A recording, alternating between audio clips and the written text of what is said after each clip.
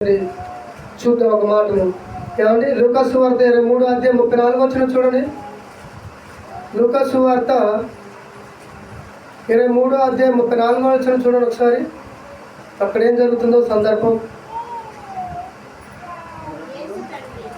23 లూకాసు వార్త 34 యేసు తండ్రి వీరు ఏమి చేయుచున్నారో వీరు ఎరుగరు కనుక వీరిని క్షమించమని చెప్పాను. చూసారండి, యేసు ప్రభువారు అంత బాధలో ఉండి కూడా అతనిని అవమానపరుస్తున్నారు, కూడా అవమానపరిచారు. ఇది నిజంగా దేవుని కుమారుడైతే పైనుంచి కిందకి దిగొచ్చు కదా, ఇతను దిగితే మేము నమ్ముతాం కదా, వీడు ఇతరులను రక్షించరు కానీ వీడిని రక్షించుకోలేడు అన్న మాట కూడా పలికారు. అంటే ఎంత అవమానకరమైన మాటలు పలుకుతున్నా ఆ శిలువలో అంత బాధలో ఉన్నా కానీ తండ్రి వీరు ఏమి చేయుతున్నారో వీరు క్షమించరు కను అని క్షమించు తండ్రి అని అన్నాడంటే ఆ మాట వినేసరికి అతని గుండెల్లో ఏమొచ్చింది? దొంగ గుండెల్లో మార్పు వచ్చింది. ఏంటి, ఇతను ఎన్ని మాటలు అన్నా కానీ, ఇతను ఎన్ని దూషించినా కానీ, ఇతన్ని సిలవేసి చంపుతున్నా కానీ ఎందుకు క్షమించాలనే గుణం ఇతనిలో ఉంది అని ఆలోచించాడు. అంటే యేసుప్రభువు ఏం చేసిండు?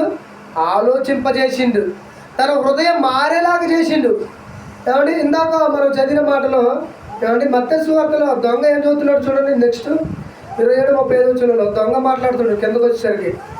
ఇందాక మీరు చదివారు కదా, మత్తయి 27:35 దొంగ ఏం మాట్లాడు చూడండి. అంతకుముందు చదవాలి తొందరగా. వారు ఆయనను శిలువ వేసి పిమ్మట చీట్లు వేసి ఆయన వస్త్రములు పంచుకున్నది. అంతటి వారు అక్కడ కూర్చుండి ఆయనకి కావలి ఉండిరి. అతనికి యూదుల రాజు యేసు అని ఆయన మీద మోపబడిన నేరములో ఆయన తలకు పైగా ఉంచారు.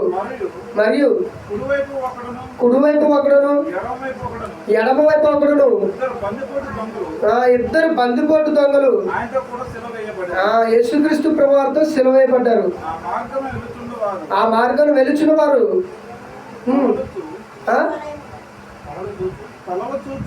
వారి యొక్క తలలను చూస్తూ దేవాలయమును పడగొట్టి 3 దినములో కట్టుకునివాడా నిన్ను నీవే రక్షించుకును. నీవు దేవుని కుమారుడు అయితే శిలువ మీద దిగమని చెప్పుచు ఆయనను దూషించిరి. అలాగే శాస్త్రులను పెద్దలను ప్రధాన యాజకులను కూడా ఆయనను అపహసించారు. వీడు ఇతరులను రక్షించును, తను తానే రక్షించుకోలేడు. యూదుల రాజు కదా, ఇశ్రాయేలు రాజు కదా, ఇప్పుడు శిలువ మీద నుంచి దిగిన ఎడల మనం నమ్ముదాము. వాడు దేవుని యందు విశ్వాసం ఉంచనని నేను దేవుని కుమారుడు చెప్పాడు కనుక తనకి ఇష్టమైతే కూడా ఆయన ఇప్పుడు వారిని తప్పించమని చెప్పాను. ఆయనతో కూడా సిలువ వేయబడిన దొంగలు అలాగే ఆయనను చూశారండి. సిలువ వేయబడిన దొంగలు ఇద్దరు దూషించారు. ఇద్దరు కూడా ఆయనని నువ్వు దేవుని కుమారుడు అయితే నిన్ను నీవు రక్షించుకొని మమ్మల్ని కూడా రక్షించరాదు, ఎందుకు నీకు ఈ బాధలు? ఎంతోమందిని రక్షించావు కదా, చనిపోయిన వాళ్ళు ఎంతోమందిని లేపినావు కదా, ఎన్నో శిశుక్రియలు చేసావు కదా, ఎంతోమందికి భోజనాలు పెట్టావు కదా, మరి నీకేంటి బాధలు? నువ్వు రక్షించుకొని నన్ను కూడా రక్షించవచ్చు కదా, మమ్మల్ని కూడా కాపాడవచ్చు కదా, ఎందుకు నీకు ఈ పరిస్థితి అని మాట్లాడుతూనే ఉంటారా లేదా? మాట్లాడరు. అంటే ఎన్ని మాటలు అన్నా కానీ, దొంగలు అయిన వాళ్ళన్నా కానీ, ఈ మిగతా వాళ్ళన్నా కానీ యేసు ప్రభువారు వాళ్ళెత్తి మాట అనలేదు. అంటే యేసు ప్రభువారు ఏం చేసుకుంటారు? తనను తాను సెలవులో ఉండి కూడా తగ్గించుకొని దేవుని యొక్క మాటలను పలికాడు.